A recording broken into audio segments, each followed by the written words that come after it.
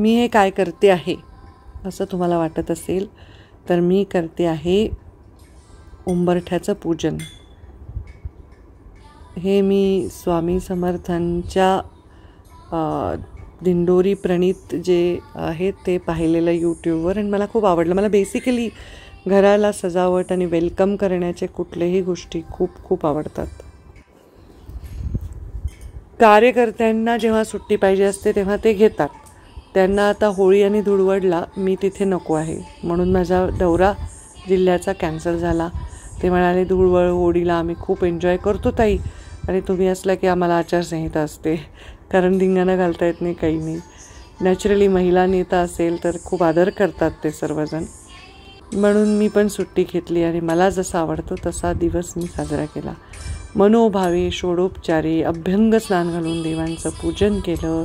सुंदर सुगंध भरभरून फुलं, मला तर खूप आवडतं सण साजरे करायला।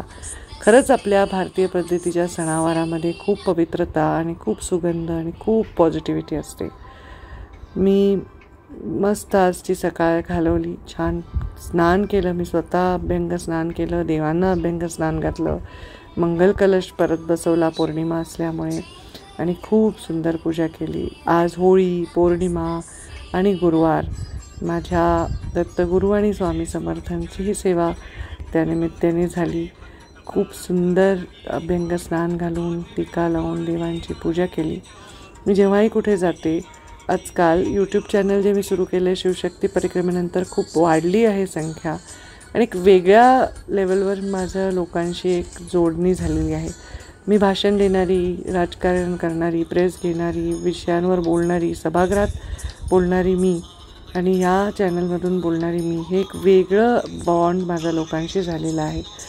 माझ्या देवांच्या पूजा ह्या सगळ्यात लोकप्रिय झालेल्या आहेत आणि मला सगळे म्हणतात ताई आम्ही तुमचं पूजा बघून हे शिकलो, तुमचे व्हिडिओ बघून ते शिकलो।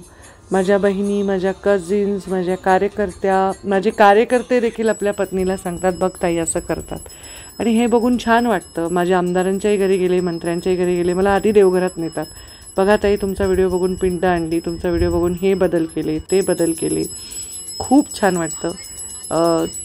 अंधश्रद्धा नसावी पण श्रद्धा असावी, ती माणसाला माणूस बनवून ठेवण्यासाठी खूप खूप योगदान देते। नमस्कार, मी पंकजा गोपीनाथ मुंडे आपल्याला होळीच्या सणाच्या खूप खूप शुभेच्छा देते।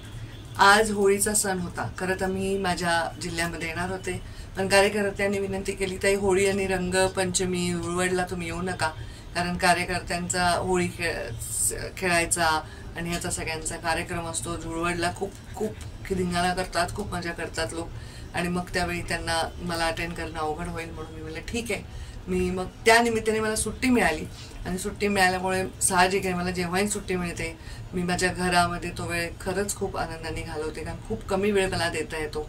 कधी कधी मी सकाळी निघतानाही सगळे झोपलेले असतात, रात्री आले तरी सगळे झोपलेले असतात, त्यामुळे माझी भेटसुद्धा घरच्यांची होत नाही, अशा प्रकारे दिवस जात असतो। पण आज दिवस होता, छान देवाची मनोभावे पूजा केली। पौर्णिमेचा दिवस आहे, होळीचा दिवस आहे। लहानपणापासून आपण सर्व होळीचा सण साजरा करतो, छान पुरणपोळी जोरात खातो, दुपारी थोडा आराम झाला आणि संध्याकाळी परत देवाची पूजा करत आहे। होळी खरं तर एक असा सण आहे ज्याच्या होलिका दहन होतं।